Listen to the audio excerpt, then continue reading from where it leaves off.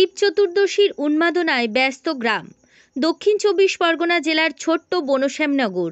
আমরা কজনের পরিচালনায় শিব চতুর্দশী উপলক্ষে প্রায় ৬,০০০ মহিলা পুরুষের নদীর ঘাটে নাচের উন্মাদনা শহরের বিভিন্ন শোভাযাত্রাকে হার মানাবে। সুন্দরবনের প্রত্যন্ত এলাকাগুলিতে শিবের মাথায় জল ঢালার হিড়িক সকাল থেকে। ছোট বনশ্যামনগর বাসন্তী মায়ের মন্দিরের সম্মুখ থেকে শোভাযাত্রা শুরু হয়।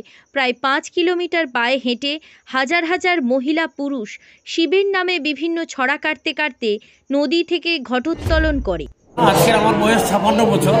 প্রায় জ্ঞান পড়ার কাছ থেকে আমি এই মেলার সঙ্গে যুক্ত আছি। প্রতি বছরই শুধু হাজারে নয়, লক্ষ লক্ষ দর্শক এখানে উপনীত হন তাদের মনস্কামনা পূরণের জন্য। এবং এর বাবার মাহাত্ম্য এমন যে কোনোদিন কোনো অপ্রীতিকর ঘটনা এখানে কোনো ঘটেনি এবং তিনি খুবই জাগ্রত।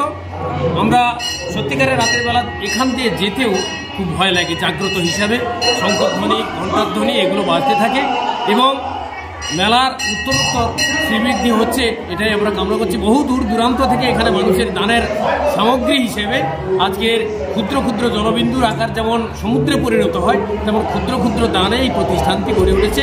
ঘটে জল ভরে পুনরায় বাসন্তী মায়ের মন্দিরে ফিরে আসেন, পরে শিবের মাথায় জল ঢালেন। সপ্তাহব্যাপী এই অনুষ্ঠান এখানে চলবে।